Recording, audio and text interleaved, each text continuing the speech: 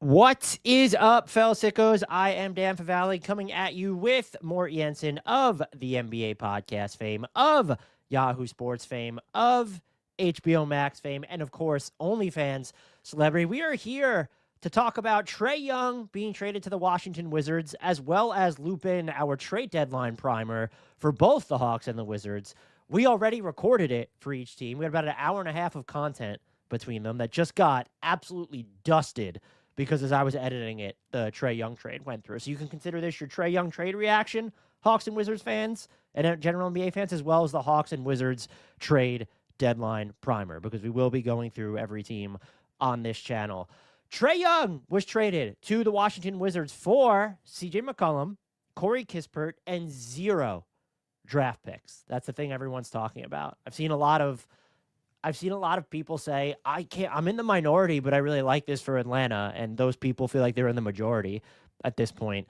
Mort, which team, we want to start with the Wizards to break this down from their end. How did you feel about this from their perspective? Well, I guess first and foremost, how the heck are you doing as I skip over that? I'm doing well. Thank you so much. Look, I actually gave both of them a B grade. I think I gave, was it the Hawks that I gave a B plus? I actually don't remember who I gave a B plus. It was very close. Like, I don't think I have a winner or a loser in this one. You and I'm gonna reference a ton of what we talked about yesterday on the podcast that got dumped, because this is gonna be brand new information for people listening in. But what I said in that podcast was there is really nothing in terms of like Washington taking on this contract that bothers me, because they should still have just oodles of cap space. They can go in and try to extend Trae to a point where he just doesn't pick up the player option and instead signs for a specific amount. The number I felt comfortable with was 4 years, 140, with the potential of moving up to 4 years, 150. With them declining the player option. With him declining the player option. With him declining the player option as part of that negotiation. Absolutely. So I think that could be in the cards, and I'm saying that without knowing for sure, but like that wouldn't surprise me. And if that happens, they should still have, I think you actually made the calculations, they should still have close to 60 million in cap space, right? 40. So the actual, it turned out it was like, I think Bobby Marr said it was 45.9. So they're still working with more than 40 million in cap space. And it's funny because the podcast that no one will ever hear, we both kind of talked ourselves not out of it for the Wizards, but we were sort of done with the whole, oh, this is fine. I think maybe I'm just inherently contrarian now. I think I saw too many people saying, I really love this for the Hawks, what the Wizards doing. And I get the risk involved, and we'll get into the Trae Young fit of it all. But when you're focusing on the finances like you were, I operated under the assumption that they were going to save Atlanta more money as part of this deal, because you had other avenues of CJ McCollum plus AJ Johnson, maybe plus another smaller contract. We've got more teams involved to keep Atlanta further away from the tax than they currently are. Now getting off Kispert, who's a useful player, but I don't feel any which way about his contract. Like, paying him around $14 million a year is probably market value, maybe a slight overpay. It's definitely not a bargain. And so he has another 2 years, and it's about $27 million left on his deal after this one, with a club option for the third year following that. To get off that deal in the process, the way that the NBA's CBA now works, you need to get to the salary floor before the season. And so it was just, you were never going to just in $100 million in cap space, we're going to save 60 of it for the regular season. And so even if Trae picks up his player option and you just have this $50 million number, that's like, and that's what their cap space is based off of. The number that you mentioned, if they sign him to an extension, their cap space then goes through the roof if he's declining his player option as part of that. So I don't really think this took anything, especially while getting the Kispert deal off the table. And the final point I want to make before getting into the actual fit, I don't think we're going to see this fit until next season. And I think a lot of people were worried, the Wizards have been a little friskier of late. Could they convey that top 8 protected pick? I can guarantee you, even if Trae Young plays in every single game once he makes his debut moving forward, the Wizards front office is not going to let that happen. This front office has been way too smart with every step that they've made, which is maybe also why I'm inclined to be semi-okay with this trade for them. But I think they're going to give him, David Aldridge called it the Brandon Ingram treatment, to where he got traded to the Raptors. They didn't. Yeah. I don't think he'll extend right away. Maybe who does? Who knows? But he got traded to the Toronto Raptors, and then they just shut him down basically for the season. They could do the same thing with Trae Young if they're worried about him making them better. And so just knowing that the Wizards will do whatever to keep their pick, despite having acquired Trae Young, I'm more comfortable with the idea behind the move now than I was, like, what was that, 18 hours ago, whenever we recorded. Right. Yeah, I mean, look, I just generally am not opposed to this thing, because it was something that we talked about yesterday as well. We're going to reference that pod, the Lost podcast. We just want everyone to know that we were working still, that wasn't a day off for us. Right. But something that I said, which you surprisingly agreed with, because I actually think I said something clever for once. I'm prepared to disagree now, though, if it's any consolation. Great. So I basically said that we as human beings are far more open-minded to changing our behavior when we land at a new job, for example. So, like, if the communication from the side of the Washington and Trae Young arrives is, hey, look, we love having you here. Let's try to work together to find a way where we can optimize your potential. And they actually have him leaning into more off-ball stuff and, like, integrating himself into the offense in a way that he didn't do in Atlanta. That might be it. Like, that might be something that could be looked at realistically. It really comes down to Trae Young. And while I do know that he's not necessarily someone who's adored within the confines of a locker room, I don't think he's, like, a cancer or anything. You know how we used to label players that way? That was like, I don't consider him of that ilk, someone who comes in and just rubs everyone the wrong way and just needs to go away. I don't think that's the case. In Atlanta, I think it was more of it was a salary situation. It was a fit situation. I don't necessarily, they all went around thought like he didn't have value as a player or as a human being. So now this is an opportunity for him to also shed that and come into a new situation and say, look, I'm here to play ball.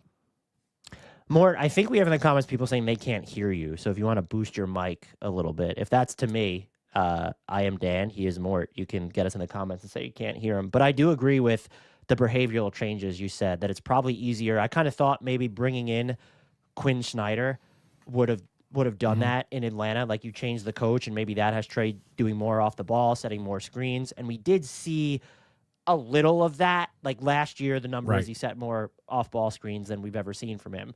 That's great. But we need to see him materially change that behavior even more. I'm very curious. I think you mentioned you were concerned about how do we get Alex Sarr the ball more in easier, advantageous positions. Correct. He's done a heck of a job of scoring this year, I think, overall. But I'm absolutely in agreement with you that Trae is going to make his job easier. Since entering the league, Trae leads the entire NBA in assists thrown at the rim, and only Luka Doncic has thrown more corner three-point assists. That absolutely matters. And what I think it really comes down to, so that element I think is going to help. Even for someone like a Trae Johnson, we've seen him do a bunch of things away from the ball. Keyshawn George, when he's been healthy, the playmaking, I've been really intrigued by what he could do. But he can do things away from the ball. I think what's interesting is that Washington doesn't have anybody that you should be overly concerned about displacing from the ball, but that doesn't mean that you want Trae Young on the ball for 17 to 21 seconds of the shot clock. And that's what I'm going to be interested to see, is not even how much is Trae Young moving off the ball, but how long are his touches lasting? How long are they getting in? Is he getting them in their half-court actions? I think he tried at different points to do that in Atlanta, but this needs to be more of a, if this is going to work, if they view this as more of a, we're trying to rehabilitate his value, maybe sign him to a cheaper deal or use him as this large expiring contract next year, if this is going to be more than a fly-by-night stop for him, this needs to be it. And I think, just to build on your point about it changing scenery, I wonder if the context of how he's changing scenery ends up mattering to him. Because if you think about, the report came out that Trae Young prefers to end up with the Wizards. And my first response was, yeah, no shit. Who else is in the Trae Young bidding right now? Like, what is the other team he would prefer? And so maybe that is, because it would serve as a reality check to all of us if all of a sudden we had an audience of one for this podcast when we're publishing episodes. And so I'm wondering if that maybe is a catalyst for him actually changing, but I'm intrigued, even if morbidly so, about how this is going to work on the court, but I am doubting more and more that we're going to even see the chance for it to work on the court this season, at least extensively. Yes. Hopefully we will just see a smidge of it, but I agree with you that it's going to be going through a training camp and then it's the start of next season. By the way, I hope my mic is fixed because I can't turn it up anymore. So here's hoping. But yes, that would be. I do think the Wizards would love to at least see him, because otherwise you're stepping into a situation where he could turn down the player option and just leave outright. So what? Yeah, no, sure, then but like you're still trading for him because you want to see him on the floor, I presume, right? Yeah, but at the end of the day, unless you thought CJ McCollum was going to come back, or you really thought Corey Kispert was going to get value in what you've done if Trae Young leaves is actually increase your projected cap space from where it was before the trade. Right. Yeah, there's no downside is what you're saying. And I agree with that, but like I have to assume the Wizards are hoping that Trae Young is, going to be an active player for them and is going to be an on-court asset. Yeah. Right. I still think the most likely path forward is an extension where is it fair to say significantly below when it's like, $35 million a year? Is that significantly below what he's earning now? And now you're muted. I guess my question would be, if you're not going to give him a chance to like fit in within the larger context of a team this year, at least I'm going to be shocked if let's set the over under right now, because we're like almost halfway through the season. Over under of Trae Young playing in 21 games for the Wizards this year. 21, that was very specific. 20.5 for a real over under. So that means that he will have to end the year like playing roughly 30 games total. Oh, and he's got a quad issue. Well, quad issue. He's coming back from the MCL thing. That's real, and that's a tough injury to come back from. Yeah. So, all right, no, screw it. I'm going to give you this one under. Right, and so how do you give? I know the Raptors did it with Brandon Ingram, but this feels even more like a tenuous situation because we kind of knew the Raptors were attempting to be a relevant team in the East next year. We don't know that that's the mandate in Washington, and if you see Trae play fewer than 20, fewer than 15 games with the bulk of this young core, would you prefer as the Wizards to have him on an extension at that lower number, or just kind of go into next season with him as this massive expiring contract, and if it pans out, then you worry about paying him or his free agency? So I don't actually feel strongly either way. Like, I don't think there's one of these options that I think is like notably more attractive than the other, because when you have Trae Young, and what we were talking about is $35 million flat on that deal. I think that's tradable. Like, it's still Trae Young. I think we've leaned a little too heavy on the weaknesses of what he is as a player, and are have reached that point where we're sort of ignoring what he does give you after all. So like Trae Young on $35 million a year, if that's the number, because that was the number I was comfortable with, I would feel better about that, because then I know what I have coming. I know I can set up my cap around that. I know what type of money is coming in. I can better plan ahead. I wouldn't hate that opportunity. But to your point, coming in and playing around with a almost $50 million expiring contract, that could be fun. You can break it into smaller pieces. You could do a bunch of fun stuff with that. That's the question, however. When is the last time we've seen, a lot of examples of players earning that amount of dollars being actually used as an expiring contract, and where the team trading away has gotten good assets, right? I have no idea. It's the same thing when it says cap space can be used to facilitate trades. And yes, it can when you're taking on salary that's being dumped, but it's never, look at all this cap space the Nets have. They're able to get Giannis and only sending picks out or something in return. Yeah. So yeah, you're right. And functionally speaking, Trae Young was almost treated as an expiring contract here, at least by the Hawks, and maybe they viewed getting Kispert as part of the value. But no, he wasn't. Yeah, that's incorrect, because they seemed based on the offer they accepted, terrified that he was going to pick up his player option. That's my just in read on this situation. If I'm Washington, I need to see him play. And that's the push and pull here, is that you don't want to put your draft pick in jeopardy, but it's not like the Hawks, who have a better second best player than the Wizards have as a best player if you remove Trae Young. Just Jalen Johnson's better than anyone on the Wizards right now. So if you have Trae Young, you could probably still like juggle it to where he's playing, but we're still going to end up with a bottom 5 record is what they need to keep the pick. That gives the Knicks a 0% chance of getting it. If I'm going to extend him, I need to see him play basketball. I can't do what the Raptors did with Brandon Ingram. I guess, although the number you say, if it's really like 3 for like 105 or 4 for 140, I would be tempted to just do it, just because that's low enough where he's slated for 49, 50 next year. If he's making 35, I mean, he's just shaved off like 25% of his salary.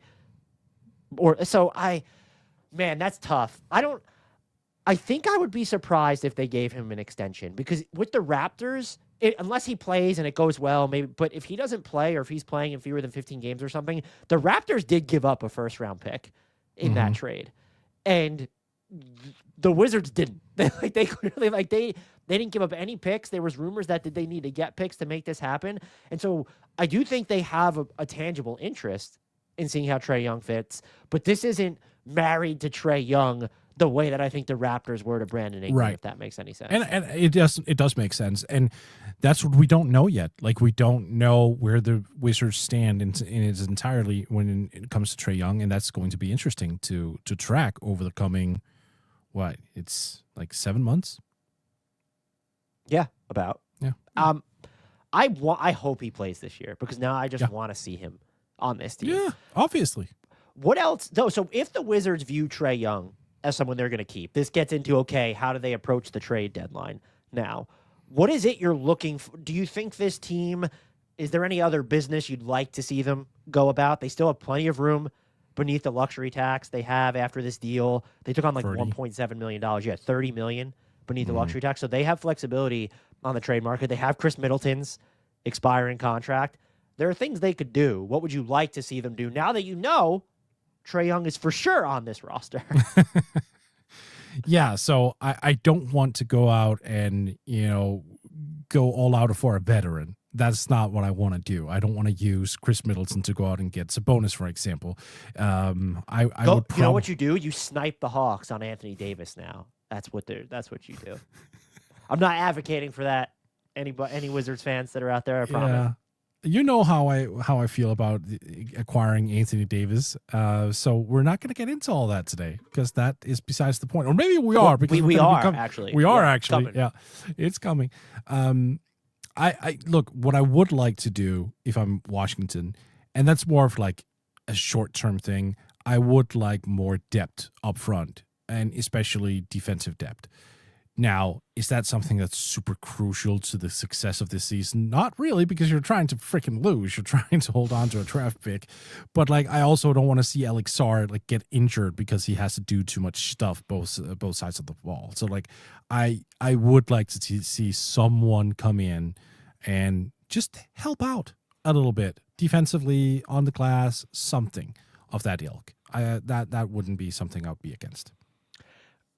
This is interesting, because then you're probably in the realm of, would you give up second round picks would you go after a Day'Ron Sharp? That's not someone the Nets are looking to dump. That'd be interesting. He's 6'9", 6'10", thereabouts, right? He's that small? I thought he was 6'10", 6'11". My God.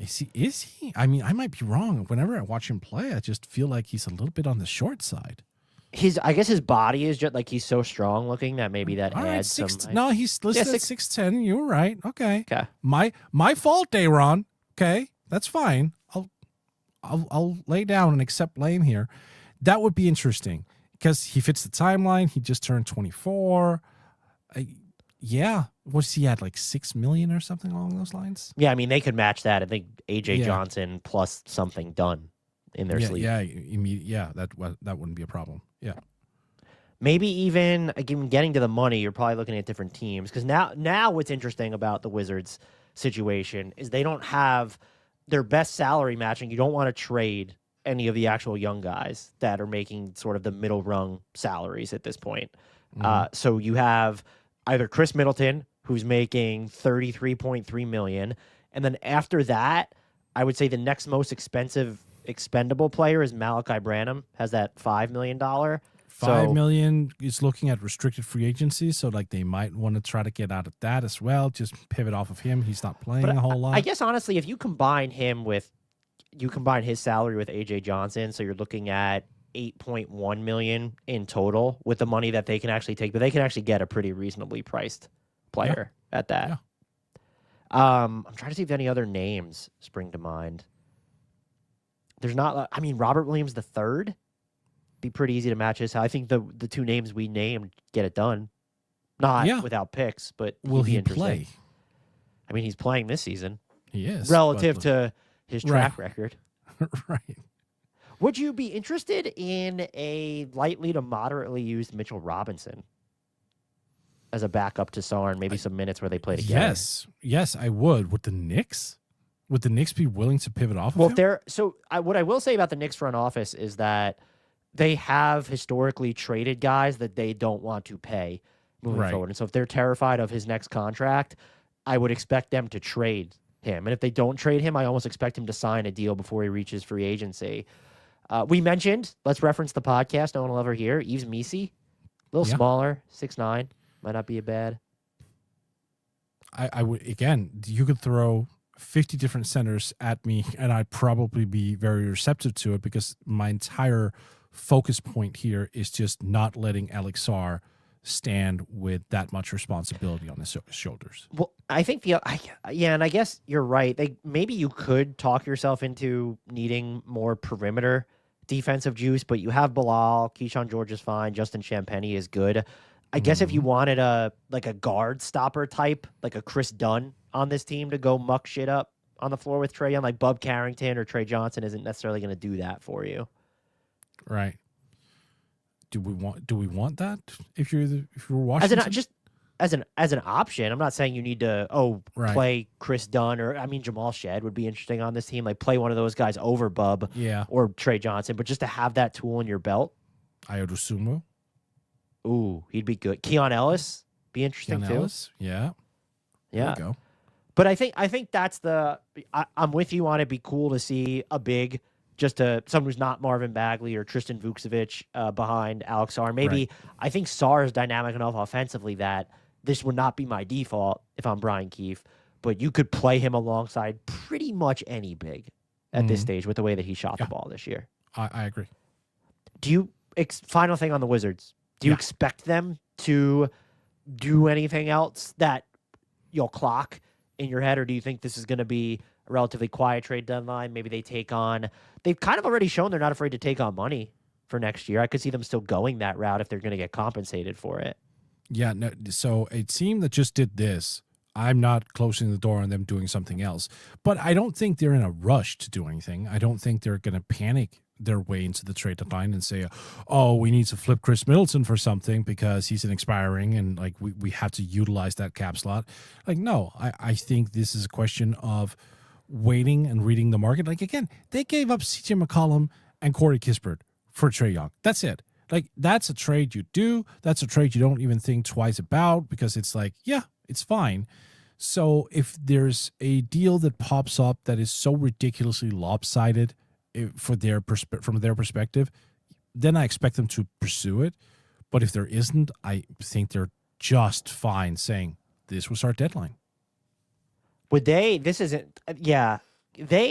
Andre Drummond and Clint Capella fit into that Jonas Valanciunas trade exception on two teams that might be looking to duck the tax. That might be something they could look at. But I'm with you. Not playing, right? Like he's not playing a whole bunch. Doesn't feel like he is. But I mean, they have how many bigs does Houston technically have? So, right.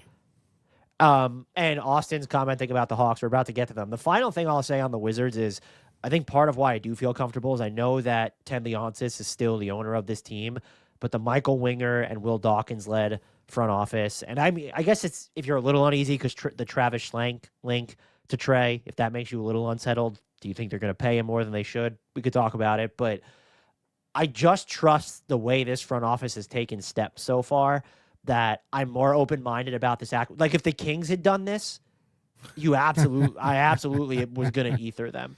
But the Wizards doing it, I think that they have an actual plan or an idea, a realistic idea of what this could do for him. And I've heard in some of the reactions people talk about this, and it matters. Shout out to Matt Moderno, friend of the podcast over at Believe in Wizards, did mention from the puts butts in seats standpoint, he talked a lot about seeing jerseys of LaMelo Ball around DC, of seeing jerseys of other players. You don't see Alex Sarr jerseys around there as much.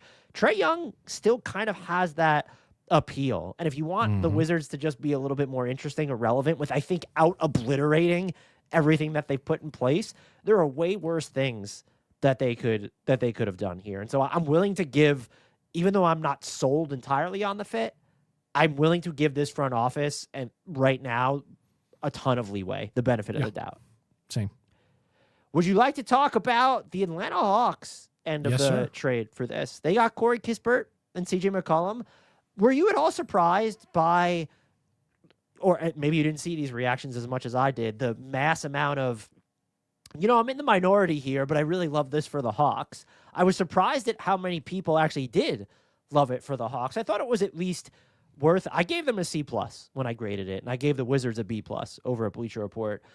I thought it was fine. I think that there's value in getting out of Trae Young's player option because you were going to be, now you might have $25+ million in cap space if you renounce Kennard, Porzingis, the whole nine.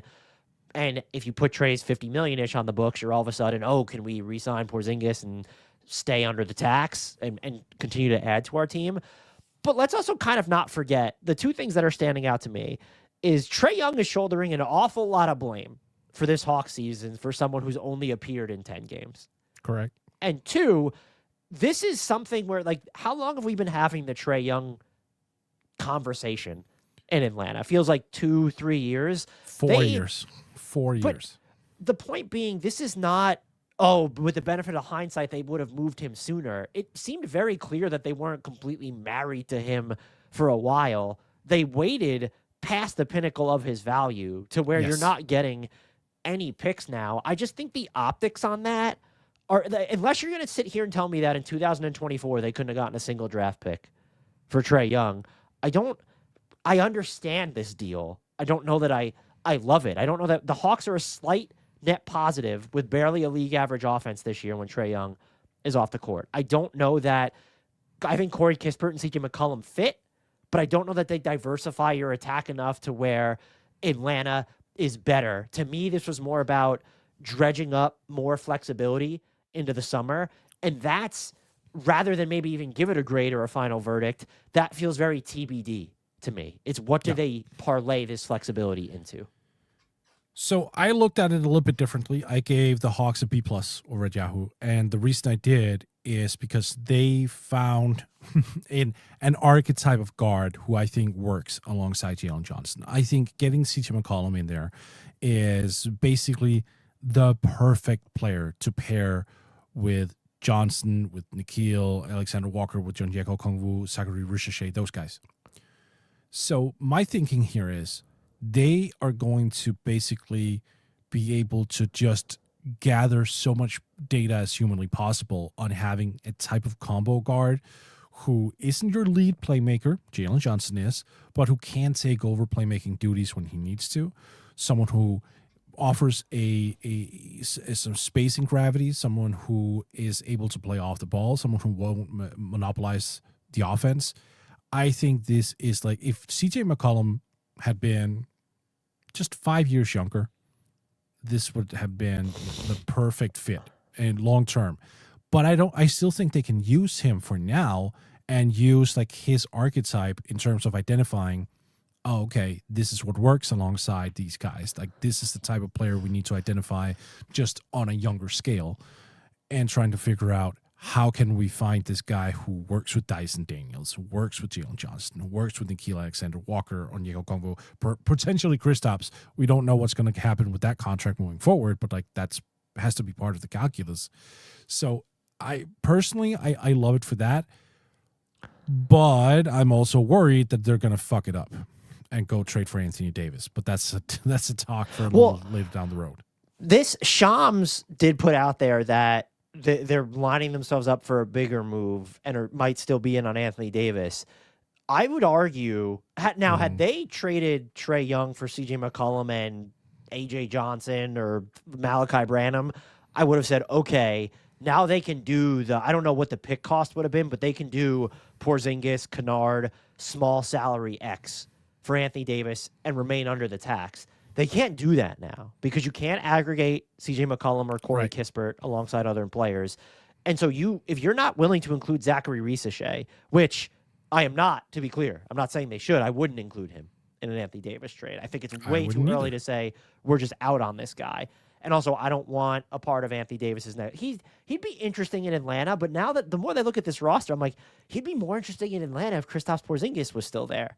And so it's him and Jalen Johnson and Kristaps Porzingis. You bring KP off the bench, and then you kind of paper over. We know both KP and AD are going to miss time. But there's just, unless they're putting Risacher on the table, this Hawks team is not paying the tax. What do we know about Hawks ownership? It's not flipping happening. So I think an AD trade is off the table now, but is it off the table over the summer when they could have $25+ million in cap space to build a lopsided trade? Now, if you're going to go the cap space route, you don't have CJ McCollum or KP on your books. So then who's the matching salary in that trade? Right. Is it Dyson Daniels all of a sudden? That's why I need to see what this flexibility turns into. And I do agree with a lot of what you said about CJ McCollum being an easier fit with not only Jalen Johnson, but now you can, the Hawks having all these other secondary ball handlers in Nickeil Alexander-Walker and Dyson Daniels plus Jalen Johnson. I think JJ is the only one caliber of player who's equipped to run that's an alpha type. But okay, CJ is going to help that. And I don't think he makes guys around him better, but he'll draw attention when he's on the ball. So that will help out other guys on the team. But what does this team need now moving forward? Or what is the direction for it moving forward? I don't think we're going to necessarily find out at the trade deadline. This is not a deal. If they were in the market for a higher end big, they've been mentioned for Ivica Zubac as well. This trade doesn't negate that need. And I think you could also argue you need another non-Jalen Johnson, at least someone who's close to a primary playmaker or floor general type now, because no one else on the roster, unless you really believe in Nickeil Alexander-Walker, Vic Krejci, or Dyson Daniels himself, they just don't have that right now. Right. And I want to throw it to you to prompt you to bring up a name for free agency that you had brought up in the podcast no one will ever hear, Austin Reeves. Do you think that is still someone that they should have? They'd have to carve out more space, but is that someone that they should have circled? Is that still a name that you like for this team now that you've seen this trade go down? Yeah, absolutely. So I know that Austin Reeves takes a lot of shit for, the lack of defense, that he's, primarily an offensive driven player. I agree with that. But do you think he plays more defense than Trae Young? I do think that. I do think the size alone is going to be more of an advantage.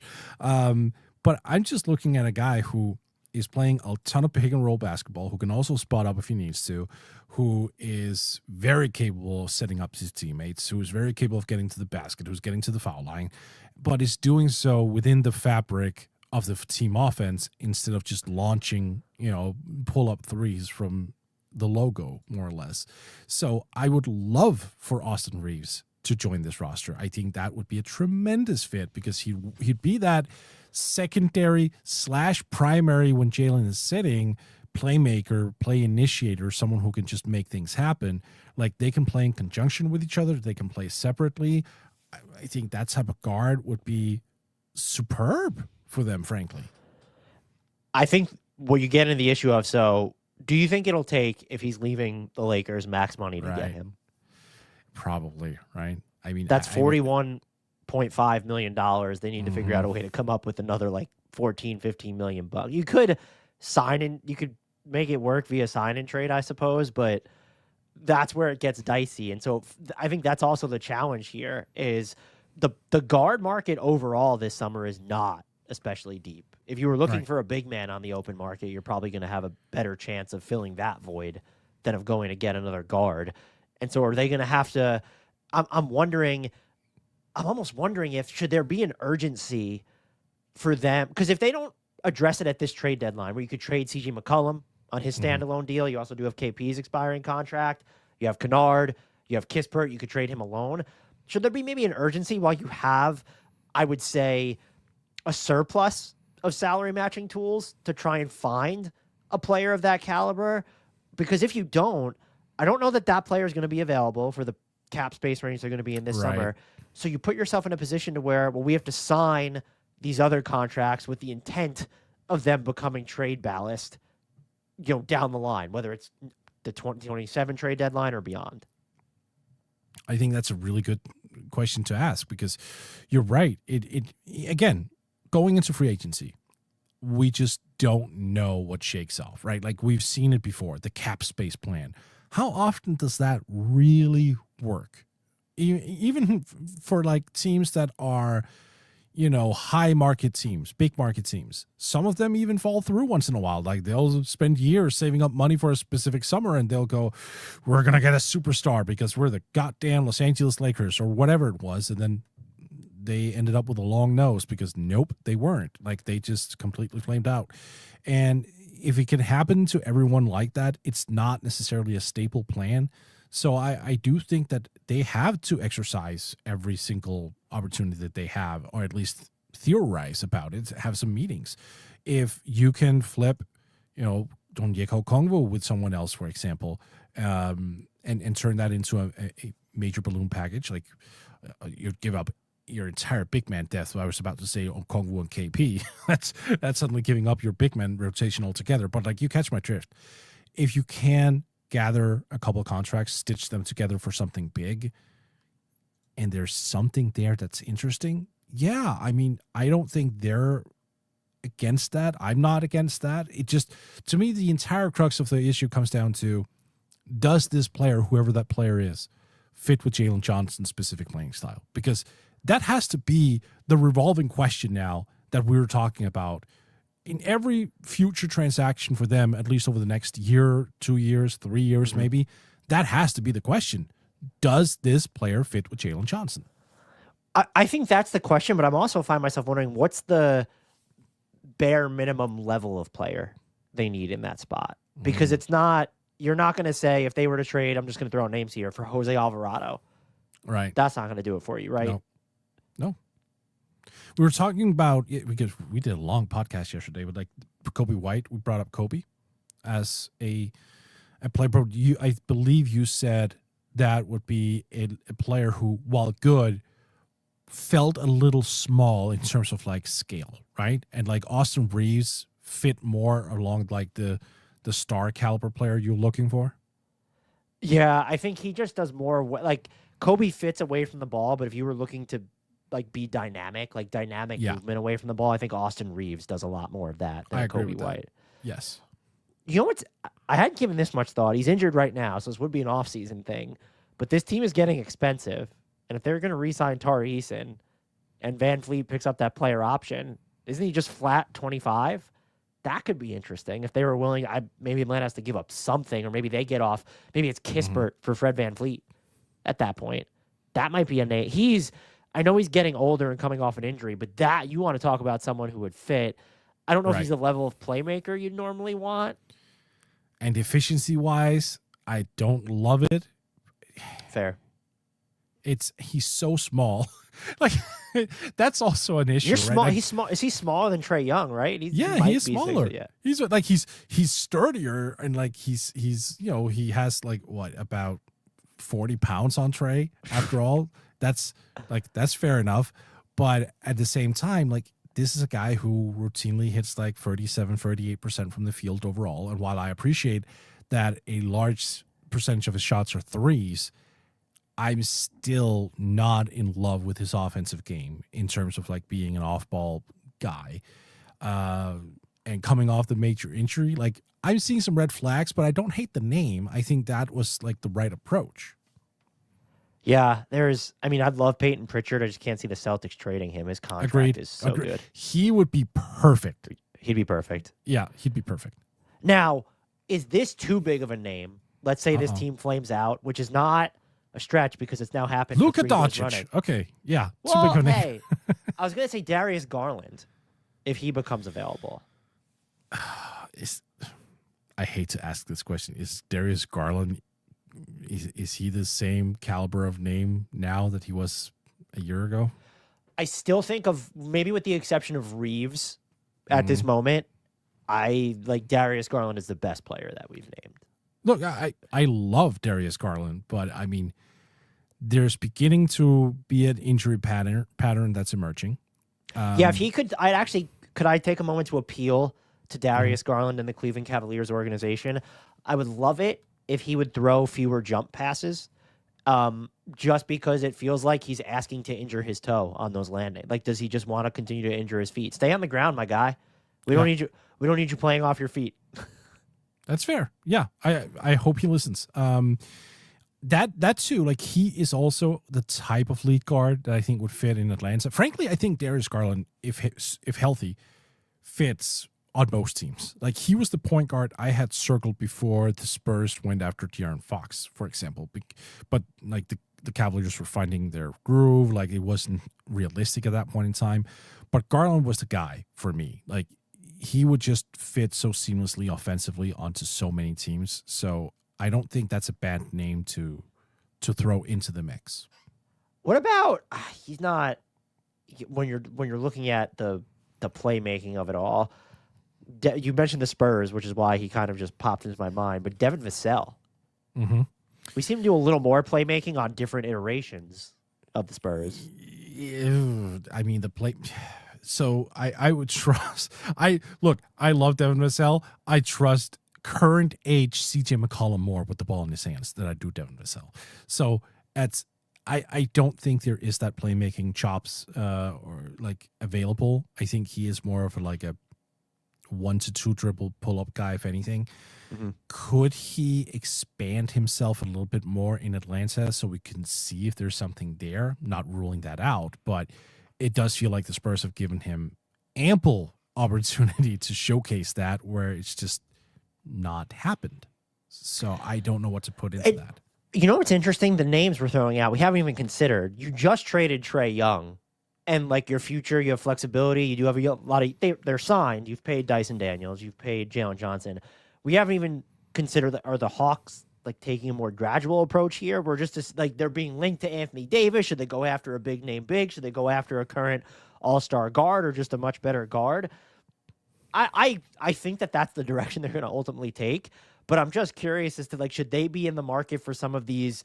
I don't even want to call them second draft guys, but like a Rob Dillingham, taking a flyer on him, or if the Sixers want to get rid of Jared McCain, like should that be something they're willing to look at, or is it you want more bankable value at this point because you have paid some of these guys already? So no, I mean, I'm always of the opinion that you should explore everything. Like Rob Dillingham, I would be interested in that, but like given how little data we have on him because the Wolves just aren't playing him, it's one of those situations I could see go south quickly. Like how many times did we not see someone go for a second draft guy where we're all got like, oh my God, they got him, and then that player just flamed out and turned into nothing. Like I'm old enough to remember the Bulls trading for Jimmer Fredette. Like that didn't work out, sir. Like that's Hardwood Knocks podcast guest Jimmer Fredette was on this podcast. All right. Well, I mean, look, hey, good on Jimmer. That's got to be a career highlight because she sure as hell wasn't playing for the Bulls. Oh man, I'm sorry, but like Rob Dillingham, like there's just not enough data on the kid yet to a point where I'm like, yeah, go for it. Like he's played 79 games. That's the point of a second draft guy, though. So what you're saying is that the Hawks should not be in that type of a market. The whole idea of a second draft guy is so you'd rather Rob Dillingham have played in 120 games and sucked even more because then you have the data. No, not necessarily. But what I'm saying is I need something in between, I think. I don't need the fully fledged star, but I also need something where I have a little bit more knowledge of the situation. Like I understand what you're saying. It comes down to compensation, right? Like what can you get Rob Dillingham for? Now we're just going to use him as an example. Like what is going to be the price tag? I have no idea. Right. If it's like a first rounder, no freaking way I'm doing that. No, absolutely not. That's what, yeah. I mean, maybe it's a 3-team thing where like Minnesota was getting Aya and you're getting Dillingham and sending seconds to the Bulls, or because I think other teams would value Dillingham less than the Wolves know what they invested to get Dillingham at number 8. The Bulls would be like receiving draft picks. What is that? What? That's a foreign concept. What are we supposed to do with these? Like, I do ultimately think that if the Hawks are still trying to make something of this season, they shouldn't be reckless at the trade deadline, but they should be poking around the names. Like even a Cam Spencer. What does it take to get him from like to come plug in play this year? Doesn't cost you this long-term flexibility, but that does feel like a missing piece for this team. Although maybe I'm just wrong. Maybe getting rid of Trae Young and fully leaning into the Jalen Johnson experience and getting someone like CJ McCollum prompts this second half of the season surge. I'm skeptical. I think maybe the Hawks end up being a little bit better because they get natural progression from, well, what if Reese Shea is better? What if Dyson Daniels does a little bit more on offense? What if, I guess you could also say, what if Nickeil Alexander-Walker gets worse? That would be something. What if Jalen Johnson, though, just continues to get better? What if Kristaps Porzingis is more available? So I'm open to the idea that they could be better, but this trade in general, to me, it's either underwhelming or skews very heavily towards, I just need to see what they do with the newfound flexibility that they prioritize, because that's how I'm reading this. Do you have one final topic that we need to get to? Should there be any other teams that are looking at this Trae Young trade and scared shitless as to what their star or fringe star trade value, like they're approaching a decision to where maybe we should look at moving this guy now, or did we already miss the boat on it? Oh, man, I have a name. It better be the right name. I think it is, and I think Heat fans are going to be pissed at me. Bam. So I thought you were going to say Ja Morant. No. Well, that secret is out. He doesn't have value just because of what happens off the floor. Well, but if I'm the Grizzlies, it kind of just reinforces. I guess, like, do we just keep him because that's what it's gonna like cost? Right. Like, they're not gonna get jack shit for him. They're just not. But I think Miami for a long while had Bam pegged as someone who they could probably get 4 or 5 draft picks for. I don't think that's true anymore. Like, again, these players with significant warts in their games, and let's just be real about it, Bam has a wart in his game that's called offensive execution. He is not great at it. He is scoring-wise, he is very pedestrian. Defensively, fantastic. When we talk about players who do the little things, he literally does all of the little things. So I'm not trying to say that he's not a great basketball player, but he comes with a ceiling, especially offensively. So Miami, who's probably spent years thinking, oh yeah, whenever we need to pivot, we can lock in at least like 3 high quality first round draft picks for Bam. I don't think that's out there anymore. No, and I think especially when he's on his new deal, that changes a lot of, like, because it's easier. So let's use even Ja Morant or LaMelo Ball, because they're making so much less than Trae Young right now. It might be easier to talk yourself into them getting value. I have another name to throw out for the same reason, and it's probably more of an issue. It's an issue now, but it'll be more of an issue when his deal starts next year. Jaren Jackson Jr. You want to talk about holes in the game? A lot. Yeah, now you're just setting me up. That's unfair. Well, I have another one that I don't think is probably being taught. And this team is good, but Karl Anthony Towns, but he has 2 years left on his deal after this one with a $60+ million player option on that second season. If you're the Knicks, and this is so I would advocate for teams to do this, is you need to negotiate and point to players like these deeply flawed big names like Trae Young, Ja Morant, Karl Anthony Towns. You need to be pushing to get extensions done that lower their average annual value. So that makes it, 1, easier for you to build out your team, but 2, maybe more appealing as a trade asset, because you don't want to run into a situation like the Hawks just did with Trae Young, to where it's they waited too long to move him, and he's in technically the quote unquote final year of his deal, or has that huge player option, and you just have to take a bath on his value. And I know that people I think Karl Anthony Towns is a good example, but like, what is he, 4-time, 3-time All-NBA player? Like, that seems insane. And what he does, the driving and the shooting, is still anomalous at his position. we don't know if he can be your center in the playoffs still. The Wolves decided it needed to be Rudy Gobert. The Knicks have bandied about, does it need to be Mitch? Can we get away with him at the 5? That is something, like, that's one of the situations where, okay, Bam Adebayo, Jaren Jackson Jr., they have more years left on their deal. But I'm now watching the Karl-Anthony Towns situation even more closely, including John Morant's as well. But I think that this was sort of this kind of proved the shift of a certain type of star if they're on a certain type of contract, where De'Aaron Fox was still kind of he's on that first max. So it's just easier to get value out. And to be fair, like, he was performing way better than Trae Young was at the time that Trae Young was traded. I think we're going to see we've already kind of seen a shift in how these teams want to or will pay these players. I think we're going to see even more of a shift on how they're valued in trades. Yeah, I very much agree. Look, this is a point that when our mutual buddy, Brian Saporik, and I did the NBA podcast together for practically 10 years. This is something we talked about at length. And what you're basically saying connects very beautifully with the 35% max that is eligible after you played your 10th year, after your 10th year of service. It never made freaking sense that the time that you were earning the most money was when you were initiating a decline, right? Yep. It just never made a whole bunch of sense. Now we're seeing guys who are approaching the 10 years of service marker, and teams are like, whoa, like that thing is coming up. That is not something we want to get into, because like we don't want to pay someone who's like 32, 33, 34, or $60 million, like 35% of the cap. That's just not something we're interested in doing.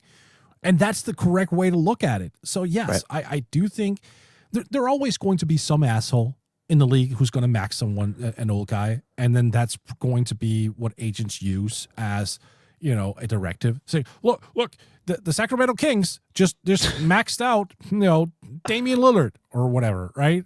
Like something's going to happen. Someone's going to do that thing, and then agents everywhere are going to go, yeah, I want that for my guy too. But that's where the league at large just has to say, no, you want that money? Go find it somewhere else, because I'm just not going to put my organization through that, which is also why I've been so against trading for Anthony Davis. I wrote this over at Yahoo Sports. I actually wrote an article which is all about stay away from Anthony Davis because of that, the salary commitment, the fact that he's getting older, the fact that he's not, the lack of availability. And he and Clutch Sports are also fishing for an extension, where I'm like, I'm not extending you at all. Like, I'm not. And are we still waiting, or has it quietly happened with James Harden when you look at the contracts that he's signed since leaving the Sixers? Because I've tried to look at I thought it was going to be Jaren Jackson Jr. I thought it was going to be De'Aaron Fox. Now I'm looking at it as, Trae Young, if he signs a new deal with the Wizards, that would be one to monitor. Is it because we're still sort of waiting to see the star that's not, and I would say James Harden's just older, but the star who's maybe not yet 34, 35 and older, is there going to be more of a negotiation there? But maybe it's already quietly happened. Like, we've just seen it with James Harden, as his annual value has not been as high as it could be. I think Trae Young will still be a good flashbulb moment for that, because I'm assuming the Wizards are not going to max him out, whether they extend him or wait until 2027 free agency. But we're still sort of waiting for that first. We've seen it with trades. I mean, it even happened with Luka Doncic. Was maybe that Nico Harrison was out of his mind, but he was worried about paying this amount of money for a guy in his prime. That was unique. Yeah, that was dumb. Yeah, that was dumb. But like, now we've seen it now happen a few times with trade values, or even trades that haven't happened because John Morant, LaMelo Ball, they're still on the Hornets. Not that those teams were actively shopping them, but it doesn't seem like these mega offers were out there for them. The fact that Trae Young was on the Hawks as long as he did speaks to it. I'm still sort of waiting for that first, this is a star, kind of he's still in his prime, but there was a negotiation happening here. It's not his fun max. It's that in-between max, or even that third contract that he signed. Brunson was... That was different, right? Yeah, they would have given him the full exactly. boat. But like that, you're right. That was the negotiation. But like, he took 22% of the cap. He took the max he could on an extension. Well, he could have waited and got. He could have waited. Yeah, you're right. Like I think every NBA team just applauded like what Jalen did, because that's what they're hoping to see out of a lot of players. Just like my primary guy is accepting like 23% of the salary cap. That's so. I think that was unique though in the sense of one, they employ his dad, and then and then two, he came from just his career arc was not the same as Trae's. Like Trae was billed as this all NBA talent from the jump, and Brunson, not that he stumbled into stardom, but him more so than some of these other guys can look at it and worry about the floor falling out from underneath him. Like, what if I'm just a bad season away from perception completely flipping? This is also why I didn't love the De'Aaron Fox extension. Honestly, like that was a lot of money for someone who is quickly approaching 30. Right. I wonder if now context matters with everything. The fact that you don't have to, like, Wemby isn't going to be more expensive until the season after next. So now you've already ticked off, 2 years of that De'Aaron Fox extension by then when you start to get more expensive? Is that right or wrong? No, or is it only 1 year? Let's see. Oh, sorry, 1 year. Yes, you're right. So when Wemby's new deal hits in 27-28, Fox will be earning almost $54 million. That will jump to $58 million and then top out at almost $62 million. But you get kind of 2 years because so Wemby gets more expensive.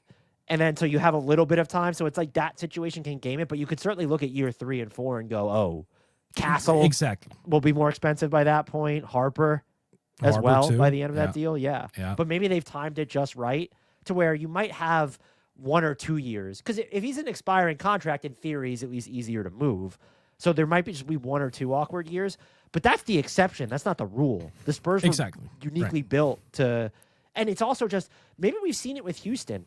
They negotiated every single... Like with Durant, Alperen Şengün, Jabari Smith Jr. Nobody just came in there and got like all this money. Right. It's a good play. You have to. And here's the thing that people don't seem to understand, because a lot of people are saying, the salary cap keeps increasing. Players are just earning so much more raw money now that why should players care about the cap percentage and et cetera?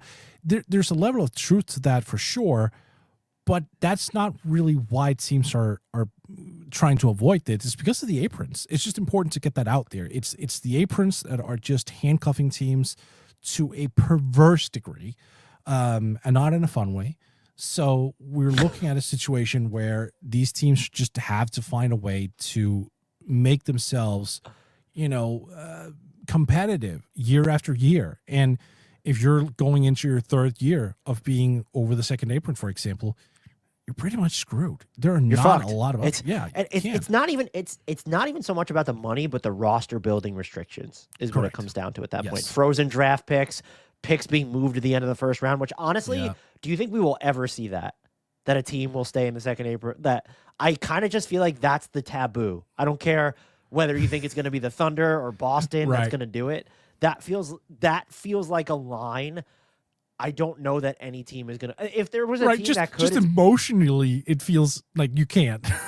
Right, because maybe the Thunder own enough of other teams' drafts that they're like, you know what, it's fine, but I don't know. Yeah, screw it. Yeah. No, but I mean, it's just to put a bow on it in terms of like the salary commitments. And like, again, I think going back to Brunson, for example, I think he too acknowledged like, this is a ton of money. Like I'm never gonna go broke off of this. Of course, right. I hate shifting that responsibility onto the players, though. I do because it's like because of the billionaires. Yeah. At the same time, to be completely fair, this is collectively bargained, and so it is on the players to some. This is what your representation negotiated, and if you want to be on a sustainable contender, something like what Jalen Brunson did, signed an extension, but even. It has to be something different than Jalen Brunson because he still took it. He didn't wait. He signed what was a max extension for him rather than waiting to get more money in free agency. It has to be what is the player that like Anthony Edwards is eligible for more and active like in the moment and takes less type deal. Not advocating for that, but I'm wondering, is that where all this is now headed? So we're talking about stars that are kind of being squeezed out of the max tier. Are there going to be names that you would pay? but they're going to look and say, I want to be on a team that's relevant and don't want to have to move. I'm going to need to take less. We're still sort of waiting for that to happen, I think. I mean, I'm thinking about this more from the team perspective. Like, there's a guy whose extension is going to kick in. The Fun Max is going to kick in this summer, where I'm like, okay, I can sort of see it. Paolo Banchero, like when he's up for like a real max, if that ever comes, if he's good enough to earn that, which that remains to be seen. I think some people might argue we're not even sure if he's going to be on a Fun Max. It could be a not so Fun Max. Exactly. Like that's a deal I don't want. That's a problem I don't want to have. Like if he has a lot of like raw stats and fancies himself a superstar in 29, 30, looking for an extension, I'm just probably trying to get out of the Paolo Banchero business. Which he's still young enough to where you envision him getting better. But again, I mean, the tendencies right now, they're not really trending the right direction. There are a lot of issues there. My point is just there are these, as you said, these stars who aren't superstars where you kind of have to figure out what is the real value here. Like, again, we're talking about $35 million a year for Trae Young, like a guy who was dangerously close at having a season where he was averaging 30 and 10. This would be a good example of a name, especially because of the year he's having. Let's say he is 2 years or 3 years younger whenever he signed it. He's having the season he's having right now. And he's still that age when he initially signed the deal. Is Boston giving Jalen the Supermax? Oh, they shouldn't. They should. That's the thing, is like, if you're not willing, then how many of these players would you be like 5 to 7? I'm not Probably, 5 to 10. Yeah. I mean, I don't even want to say that's insane. It's kind of just is what it is, but it's kind of bonkers to think that if this was Jaylen Brown 2 years ago, so we're not even trying to factor the age change in here. You would just, no, can't do that. Yeah, I don't think I could. I don't think I could. And you're right. And that is the new NBA that we have to navigate in. And that is difficult, by the way. That is not easy. This is something that I think, people like you and I who cover the league and who have podcasts and who write, like, this is something that we probably should spend more time on, just in terms of like fans following the league and reading free agency news, and may not, be as geeky about the salary cap as you and I. I completely understand why fans react the way that they do sometimes when they hear these major contracts, and then you have us idiots sitting behind a mic and go, well, that was actually below value. How could he ever settle for only $210 million? I understand why that line of thinking now, because the salary cap just exploded over the past decade. I understand why that sounds crazy, but like, we really have to think in terms of cap percentage. Like, Keith Smith has been hammering this for a year. Yeah, I think right. I do think I'll give HardwoodKnocks credit. Like, that's how we tried to frame a lot of things. But we're also reaching a point, though, where it transcends that a little bit, because you have to look at the broader salary picture of these aprons. And that's something we could all probably do a better job of. I mean, fuck that, though. How long did it take for you and I to get a hold? And, like, we're cap dorks. And so it's just this stuff is – and it's also why I understand when fans are just like – now they're at the point where they don't want to pay attention to it, because the NBA has twisted itself into a pretzel, making these functional logistics absurd. But yeah, this is a very real thing that seems like it's happening. And so I'm going to be interesting to track it moving forward, perhaps now more so than ever. Do you have anything else here, or are you ready to tell the listeners, watchers, audience members where they could find you and all the work that you do? I don't have anything else outside of this was fun, as per usual. You can find my work over at Yahoo Sports. I do the NBA podcast. If you somehow understand Danish, you can listen to another podcast called Buzzer Beater, or you can catch me calling games on HBO Max. Until next time, and as always, we give the shout out to the one, the only, the indelible Mr. And look, if you're not subscribed, you want to learn more about the salary cap or second aprons, go join the HardwoodKnocks Discord. The link is in the YouTube and podcast description. And hit that sub button, Apple, Spotify, YouTube, if you have not already. Until next time, and as always, I leave the shout out to the one, the only, the indelible, the player for whom there is no max salary that is too high, Mr. Frank Ntilikina.